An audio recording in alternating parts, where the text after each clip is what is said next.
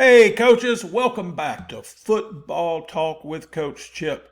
In this episode, we continue our guest coach series, and our guest on this episode is Coach James Moore. Coach Moore is currently the defensive coordinator at Luverne High School in Southeast Alabama. We coached together several years ago, and he's been around for 22 years. He's been a DC, he's been an OC, he's coached offensive line, wide receivers. He was a college wide receiver at the University of North Alabama. And he's been in Mississippi, Alabama, and Georgia. So he's got a very, very diverse background, and one of those coaches that just can coach any sport, any position, and just does a great job everywhere he's been. And when I hit him up to ask him to be a guest on the guest coach series, he said, "Sure, tell me when, tell me where." And we tried to get it done and couldn't get it done. And then he was determined and he got it done for us, and we appreciate him. You're going to love this Under Center Jet with Coach Moore coming up after we pay a few of the bills we got to pay. And I'll try to be fast because I gave Coach Moore plenty of time. All right, remember our system is out there. You can pause and read this. You got to have a system, y'all.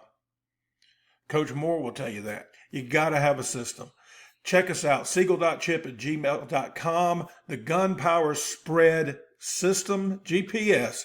Spread them and shed them, baby. And it can use, you got a great quarterback who can spin it. Perfect. You got an athletic quarterback who can run it. Perfect. You got a game manager. You can deal with that too because it's a system, okay? And you order that joker and you get a free wristband creator on an Excel, and you can create those wristbands and have it available for you, and also make call sheets with it too. Don't forget the offensive line manual going like crazy over at Amazon, or you can hit me up here at seagle.chip at gmail.com and I'll ship it to you. It's either way you want to do it. Coaches, if you've already got the ebook, hit me up so I can send you another copy of the ebook with the updated video links. I've added 15 that I put into the paperback that is on sale at Amazon. If you haven't gotten it and you want a paperback, go ahead and order it from me or order it from our friend from Bezos over at Amazon. And all the QR codes are in there so you can access the videos just like you can on the ebook. But take a screenshot of your order, email it to me at seagle.chip at gmail.com. I'll send you a copy of the ebook so you'll have the paperback that you can highlight in. You can write in the margins. There's plenty of space in there. I make sure of that because I want it to be a working book, a coach's manual. But I'll send you the ebook, which is in Google slide format, so you can study your paperback, and then you can make presentations to your players or to your fellow coaches. Just put it in presentation mode and you got a PowerPoint. Pretty cool, huh? Don't forget to subscribe to the channel. If you haven't already done so, go ahead and click on that subscribe. It really, really helps old Coach Chip out. It just does. And I'm figuring out why, it's got the algorithm stuff. And I don't know about that stuff, but I know that's what it is. It's the algorithm. Also, be sure you like this particular episode. Check out the podcast. We're coming up on 50. As I make this video, it is toward the end of April of 2025. And we've got right at 50. By the end of May, there'll be 50 episodes of Football Talk with Coach Chip, the podcast. Coaches from all walks of life, coaches, career coaches with 50 years in the business. Recently did one with Coach Sadlot from New Jersey. Young coaches with just a few years in the business. Guys who actually have a real day job and coach. College coaches, middle school coaches, youth league coaches. Check it out. And if you got an idea for a video or a podcast, hit me up. All right, opportunity to support me. Head on over to buymeacoffee.com/Coach Chip. And you can buy me a cup of coffee. And as I always like to tell you, because I want to tell you the truth, y'all, Coach Chip don't drink coffee. But we'll make use of it. All right, I'll see you after we do the deal with Coach Moore. You're going to enjoy this Under Center Jet Sweep with Coach James Moore. Take it away, Coach.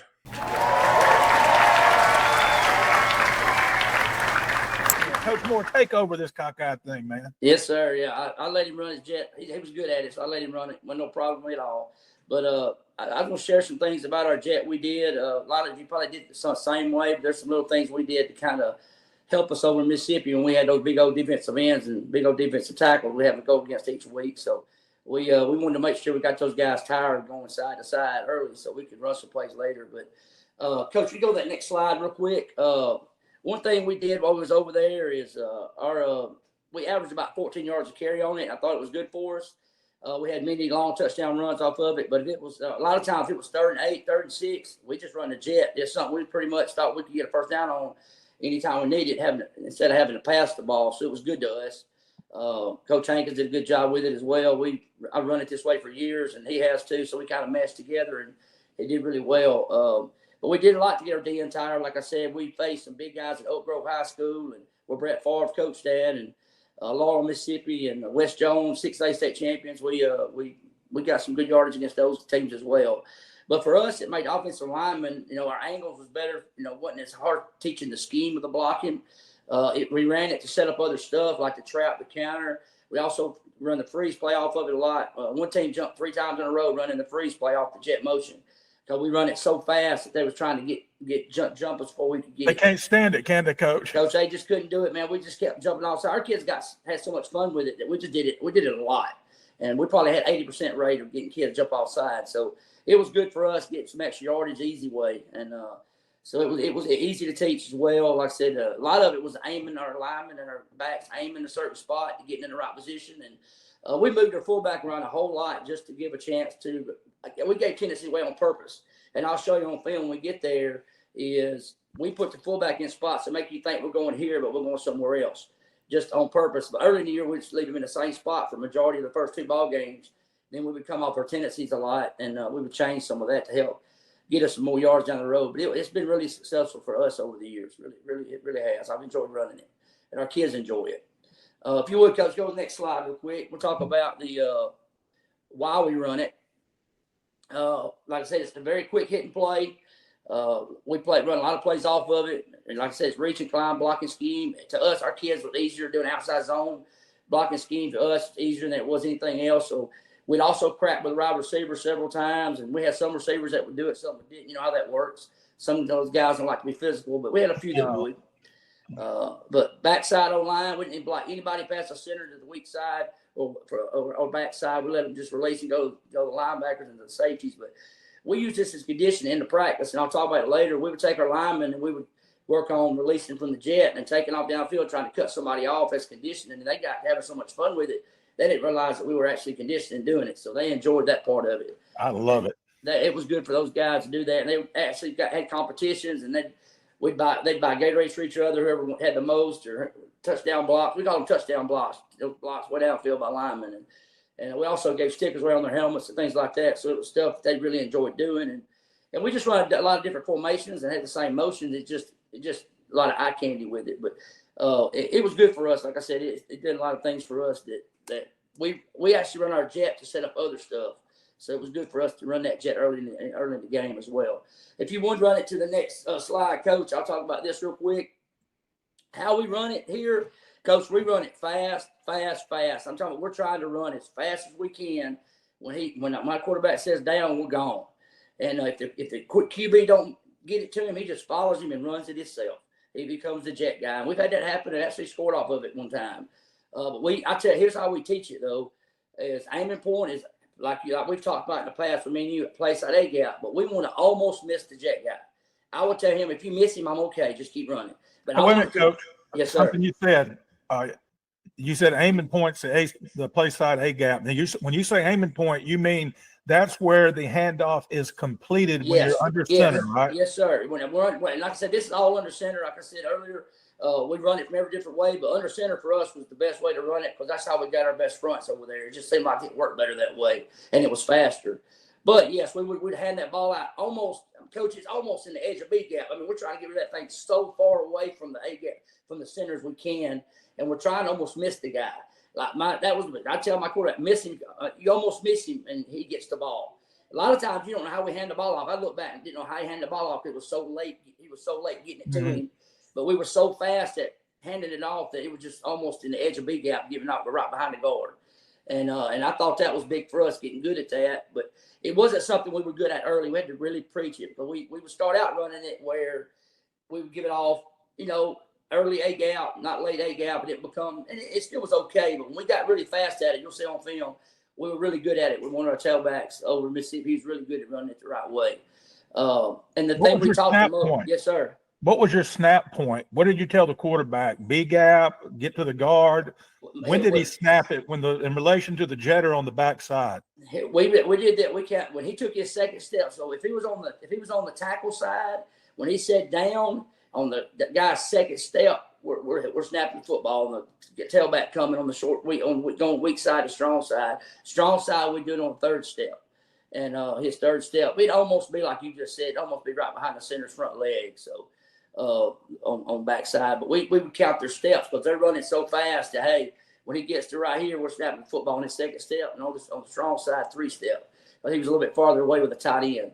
But we were snapping it as quick as we could. And quarterbacks really, if you go back and watch arena football, I played arena football. I was like that guy that would go downfield, offensive specialist, he'd take all forward and snap the ball. We would let the quarterbacks get good at it. They eventually would just snap it. They just get him going and know how to snap it later and later and later. It's kind of like just getting together and doing it. We taught them that, but they actually kind of did their own thing with it. They got where they could snap it later and later and later. And it just got to where we trusted our quarterback getting it snapped in time. But it was really between the back and the quarterback when we got really good at it. And they just worked on it. Coach, we did this 20 minutes a day, every day. We did every day. We did meshes. We did timing it. And we had our center with us every day, so it always gave us the same look.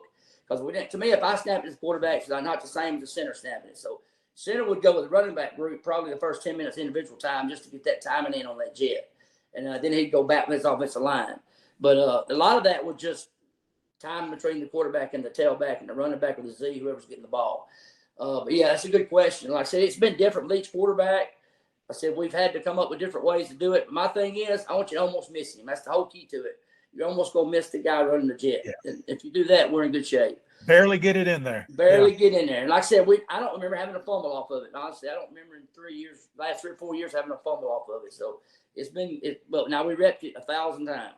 So, and also our formations with it matter. Like if we run an overset with an X to the, on the tight end side, either wing T set, double wing T, having him over there real tight, like a flex look, cracking outside linebacker, our most dangerous man. It changes up kind of the fullback's block a little bit, but we worked on that as well. But like we would always cut our splits down as we could. Some teams we cut our split down, they still stay real wide, but some teams we cut our splits down, they'd get down with us. You'll watch Laurel in a minute on video, Coach, and we cut our splits down almost foot to foot, and they got down inside of us. There was nobody outside the tight end, but one guy barely hanging off the tight end outside. Even the corners and safeties were inside. And I had no idea why they did that, but they did, and we just gashed them on the jet. We kept getting tighter and tighter, and they kept getting tighter and tighter. So we just kept running the jet at them. And the biggest thing we talk about with it is finish. We want our linemen to get downfield and make that touchdown block and get downfield, make that last block 34 yards down the field, let that back cut back and score. And we really took care of our O-line when they did that. Like I said, everywhere I've been, I let O-line eat first. I've always let O-line ride the bus where they wanted to see it. I've always treated them O-linemen really, really well, so they always love doing what they do. So this is another way I could treat them with something good. If they got a touchdown block, we do something special for them. A T-shirt that week, or we do something to get them motivated to get out there and run and chase somebody down and make a block. So it's kind of how we ran it. Fast, almost missed the guy, run the hump, and get outside and make a play. And if we was in a crack mode, our tailback or Z would actually read that fullback's block a lot. But that's kind of how we run it in that way. If you would, Coach, run the next slide for me. But your fullback, when you did the crack, is he the guy getting the edge guy? He's getting the corner. When we did our crack, and he would get the corner, he was going to kick or wrap him wherever he was at. If he come inside, we'd wrap him. If he come up hard, he'd kick him. We'd get up under it and get back outside. There you go. But our main point for our fullback was to get to that corner. And I'll show that once I get to some of these drawings I got drawn up. I'll talk about kind of the exact spots they go, and our aiming points and how we flexed him. If we put him in the king or queen or plus or minus, or if we put him in right behind the fullback, or right behind the quarterback. And sometimes we put him right behind the quarterback, let him go opposite way just to make a different tendency for us. And you'll see we scoring it one time on the film I got, but we just set him in the middle. They didn't know which way we was going. So early in the year, like I said, we put the fullback on the same side all the time to make sure they knew it was coming, and we still just let them chase us and get them tired. And then we'd come back later and move that fullback around, and they couldn't have a tendency as much on us with it. So you'll see our fullback change a lot on films I got, or examples I have. So, and I'll go back and talk those when I get there. But yeah, that's kind of how we run it, why we run it, and what we do. If you would, Coach, slide to the next slide. We'll go to practice time. Yeah, practice time. I talked a little bit about that a second ago. I got this on here just to kind of go through that. We worked, like I said, quarterbacks, centers, and backs are together, working meshes and speed, getting that timing down on that snap. We had exactly the distance they needed. We made sure it was exactly right. And like I said, O-line work reaches, downfield angles, touchdown blocks, double teams. We'd get some double teams here and there. A lot of times there's a lot of reaching big on big, but we would get double teams some out of it. It's going what they lined up at. And then our receivers work on our crap block, our stop blocks, and our pass steps on our jet pass. And I love our jet pass. We'll talk about that in a minute. I love our jet pass off of it. It's so easy and quick, and it was easy to do. And we never completed it in practice, but we always made somebody that caught it in the game. I don't know how it worked that way, but it did. It just seemed to work in the game, and we won a couple of games off of it in North Alabama when I was up there in North Alabama for a while. But I've kind of hit that already. Go to the next slide, Coach. I'm talking about some of this stuff we're doing out of this. All right, Coach, this is our jet week here out of our wing set. We call this, if you did our terminology, it'd be line over because our X is over. Or it'd be line if you did it by, some people do it by line, but our X is there, tighter there to go crack the first guy inside, or you got the outside backer, whichever one comes first. This is exactly how two teams lined up to us for 2 straight weeks. And so when we brought that receiver over there and got him tight, it brought in the corner. So everybody on the line was reach blocking. They set the backside. They were trying to climb next level. Our center guard and tackle play side was trying to reach and get their outside shoulder, get free outside, get across, head across, get outside, turn their butt to the sideline. Our job was to get our butt to the sideline. If I couldn't see your butt on the sideline, you weren't working hard enough. And we talked about it on film. When we get our head across, get that butt turned, and get that guy inside of us. And our tailback would double sometime. We call that a bongo block years ago, but he would double team with the tackle, come off on the outside backer, or he would stay with him. If he was a tough guy, we'd have a hard time getting him, reach. He just stayed with him. We just stay with him. It didn't matter. We just stay with him. And then our quarterback would, like I said, hand off an A-gap play side, and our job was almost miss him, like I said, and run that hump there, because if we did get pushed back off that end, we could always admit they wouldn't be able to grab and tackle us. So we run that little hump there, and then our fullback there, you see, he's going out there as hard as he can off the ball snap, trying to get that corner. Sometimes that corner take off running, we have to kick him out. Sometimes he stay like this and just come straight up field. But that's why the jet pass is so good later when I show it, because of the corner trying to cheat the jet so much. But right there lets you see the fullback's path. He's lined up, right outside the guard there. We call it minus because it's to the weak side. Minus set for us, and we just run the jet to the weak side there. And that was probably one of our better plays. I've got 2 examples of those you'll see in a minute. That's really good. We called that frog and flea when we were under center. I've heard that before. Fullback right, fullback left. What did they ever, Coach? Like you said, you got this 2 weeks in a row. Were they man in the secondary? They sure were. And did the corner run? Did anybody run with the Z? When we go in motion, the free safety would go across the top. That's all we do. They rotated the safety. Some teams, the reason they did that, a lot of 6A, 5A's in Mississippi didn't see the winning team the first 2 years. We was over there, so they didn't adjust as well to us. They got better the 3rd year. We still ranked really well, but they didn't adjust to us very well. And you'll see on film, Coach, you'll see worse than this in just a minute. I'll show it to you when we get to it. Okay. We had so many leverage angles, it was unbelievable. And that's why we kept running it. We just wore them out. Those big 300-pounders up front and those big 280 ends, we just kept making them chase us down. And then we could go back and run the powers and the traps at them and things like that. But yeah, this is basically how we run like I said, our quarterback would take every now and then we'd boot out just to make them stay, stay honest. We'd let the quarterback keep it, run a little bootleg backside, do a little tight end delay off of it, stuff like that. But most of the time, Coach, we just run the jet like this, fast, and hand that ball off, we'd be gone. Like I said, it was really good to us, especially the weak side. This side was probably better to us than the strong side because our Z was our better back. Our Z guy could really run the jet really well. But, I wrote that down as a question, Coach. I was going to ask you, do you prefer the tight end side to the split end side? I love the split end side because you can bring him down and crack with him, and then also you got better numbers to me. And also our Z at that time was our better back, our better runner of the jet. But now we did have a kid we put in at Z. We called him. We had a turtle and a cheetah Z. And one kid was really big and strong called Turtle, and one kid was really fast, he called Cheetah. So we run the jet to the boundary out of this same look. I put in our Turtle guy. He's a little bit slower, bigger. He'd run that thing in the boundary, run over folks, get about 10 or 12 yards. He just runs to the boundary. And then if we run it with Cheetah, we run it with other kid, and he would be the kid that you'll see scores about 4 or 5 touchdowns in a row off of it. But Cool. Yeah, we had different guys run the Z. Tailback runs it some. Like I said, we run the counter off the same look there. We're down the tight end side, and we pull the guard and tackle, and fullback run the counter back the other way. It was good to us as well. But we really set everything off this motion, right? Everything off our jet kind of helped us run the rest of our plays. Because we wanted to make sure we run those big old gigantic guys back and forth. But we wasn't that big. They were, we wasn't. So we wanted to make those guys chase us. So, but that was the weak side jet for us. And I still run it that way. I love it that way. So. It's a good football play, cuz I'm gonna tell you now. Well, I'm a defense coordinator like now, at Luverne now, and I hate to see the jet, and I know how to run it. And I still hate seeing it because it's so hard to stop if they run it correctly. So, Well, you got to sell out to stop it. You do, and if you overplay it, and there you go, you're giving up something. You can't stop the jet in the trap. You can't stop the jet in the counter. It's hard to do both. It's difficult. So it's tough. So, like I said, we've been lucky. I haven't seen a whole lot of it yet, but hopefully we don't. But it's a good play for us. I love it. It's one of my favorite. Other than the buck sweep, it's probably my favorite play. Before we change slides, Coach, you have you got a note, key point. Where is the extra defender? Yes. Explain that to the coaches. You see the strong safety on the backside there, off the Y there. Sometimes they back him up. Sometimes they put him on the weak side, right there beside the wheel, and back the corner up, or they may put him outside that end on the split side. They moved him around on us a lot, and we tried to find him early, and that's where we base our jets off him.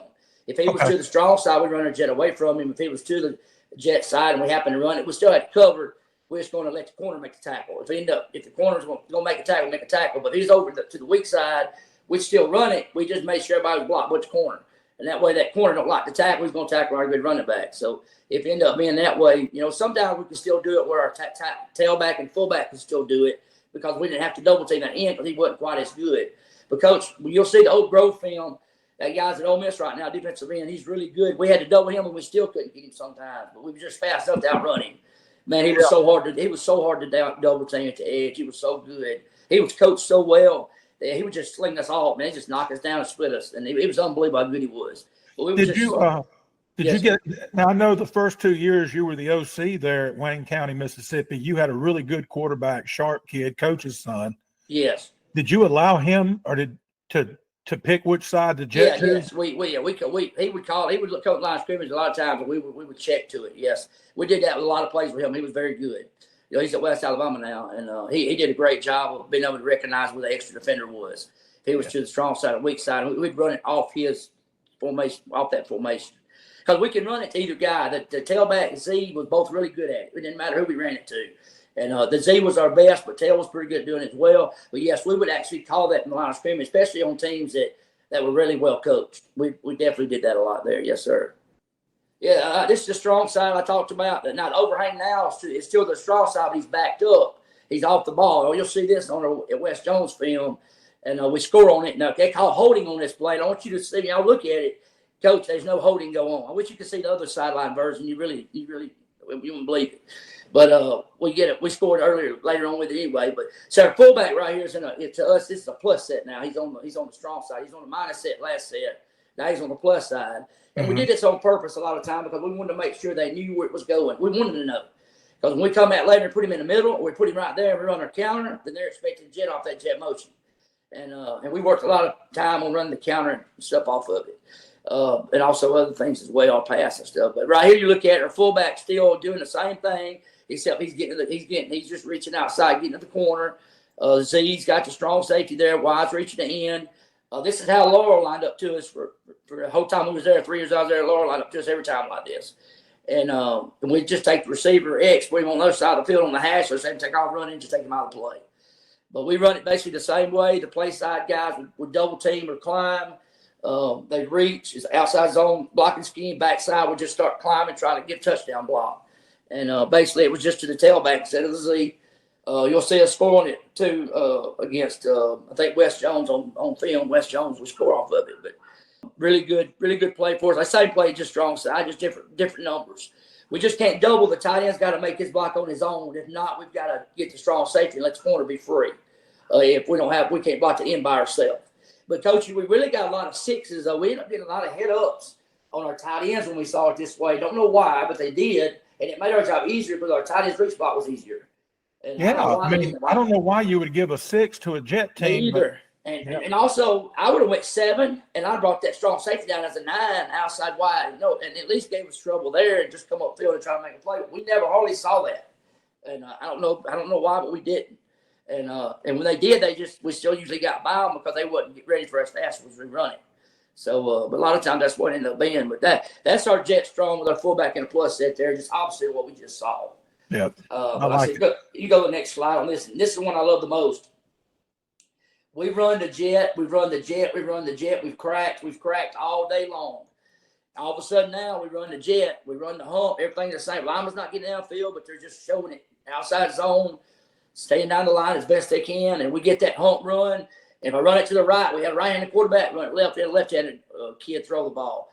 And our Zeke could throw it really well, right-hander. So we'd take off running. We'd hand that ball off and run that hump. And that jet guy, the crack guy, would come down hard about 4 steps, and he would chop his feet hard like he's blocking that outside linebacker, and he would turn to a corner route.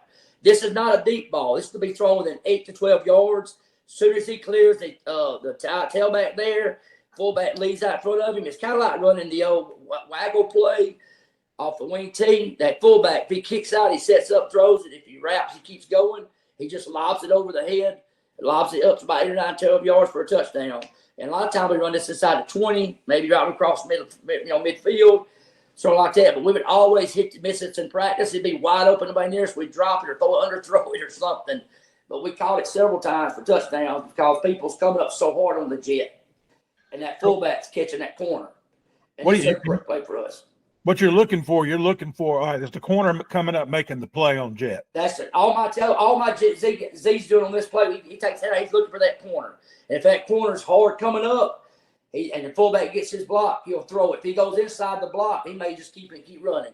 But so I said, we're reading that corner. If he bails back, we just run the jet. If he comes up hard, we throw it. And it's quick. As soon as he gets it, he runs that hump, 1 step out of his hump. He's got the ball in his strong hand. And he's looking at that corner. If that corner's up, he throws the corner to him. And I said, it's very easy to throw. It's like maybe the longest I think we ever completed 15 yards. And I want it to be a very quick pass. I don't want my tailback or Z's having to throw a long bomb. But the way we ran it ended up being about 12 to 15 yards anyway. But it was really good, especially down at the goal line when they're in man. It's really, really good.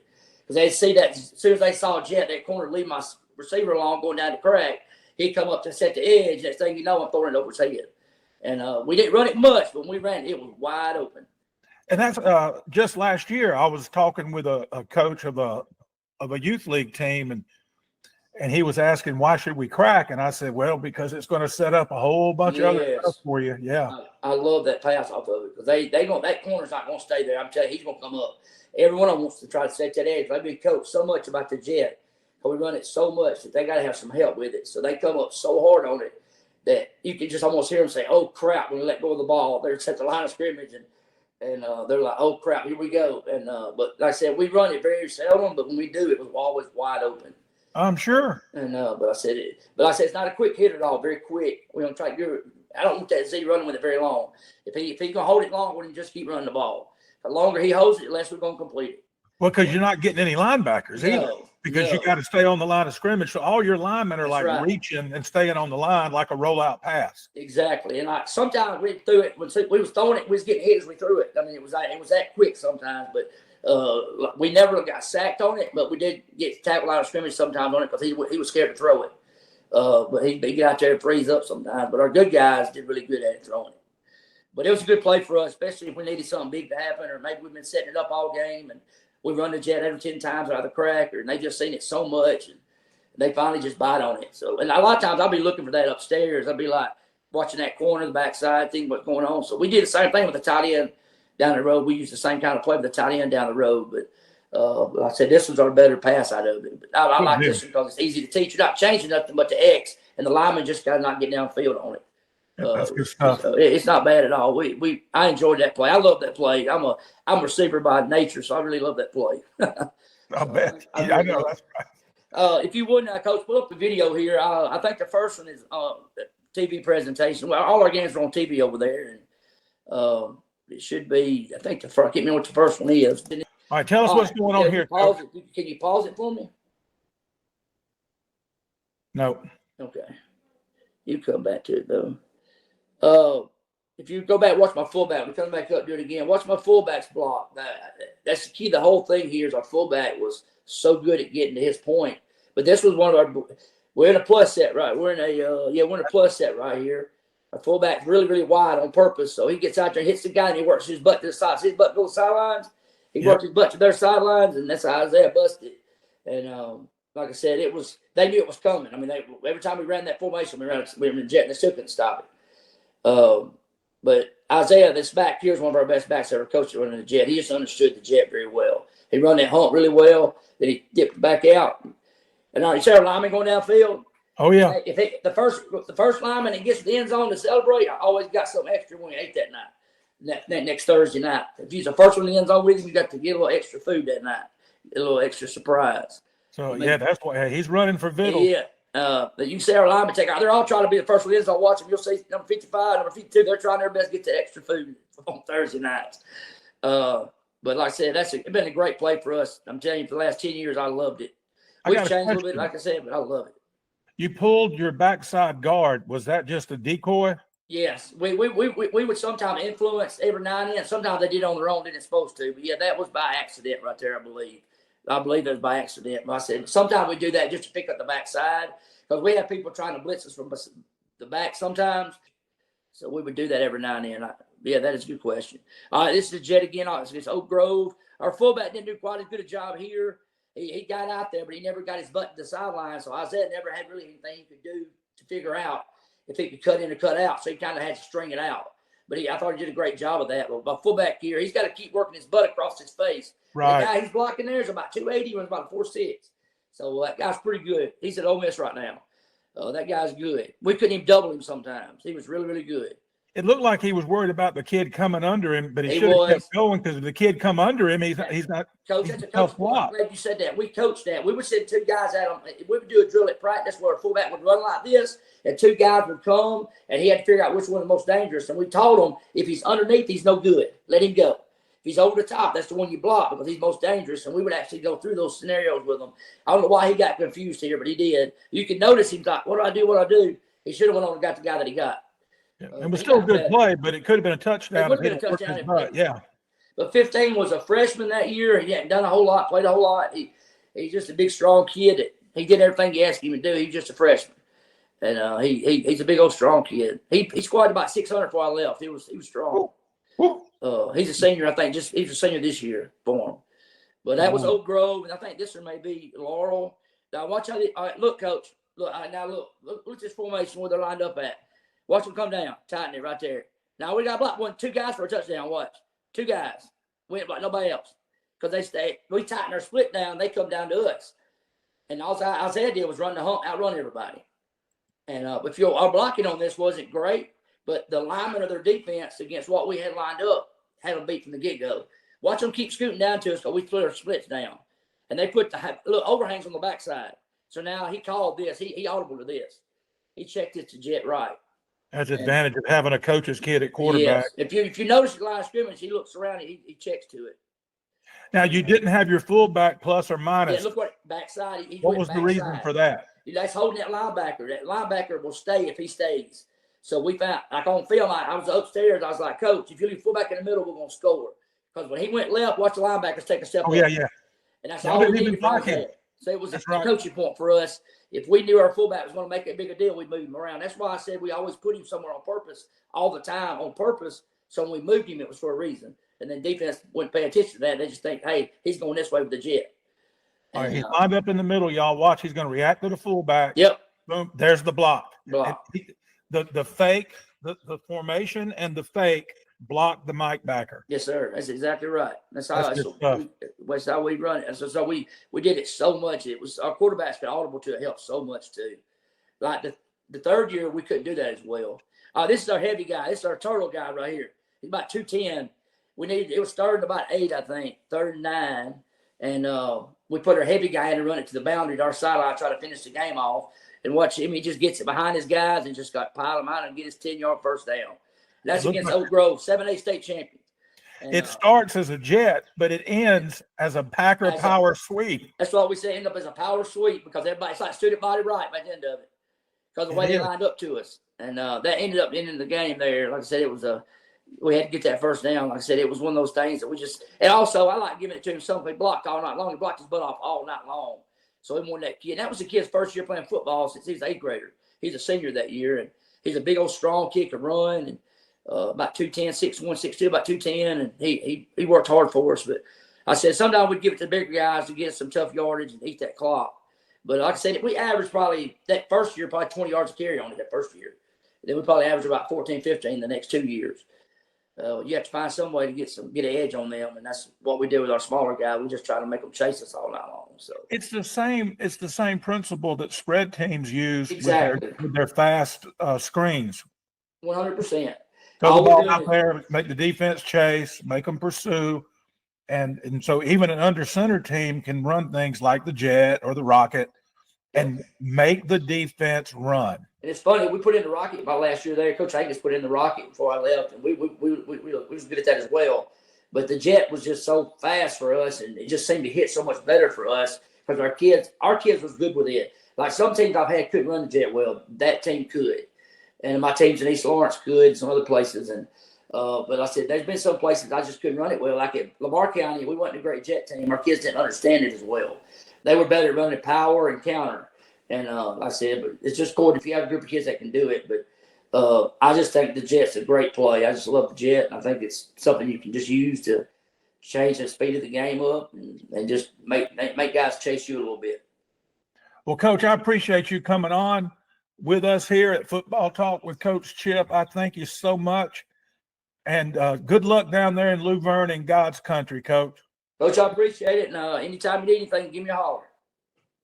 All video clips contained on Football Talk with Coach Chip are meant for analysis, criticism, comment, teaching, and research by football coaches. We believe this falls under the fair use doctrine of the Copyright Act, Section 107.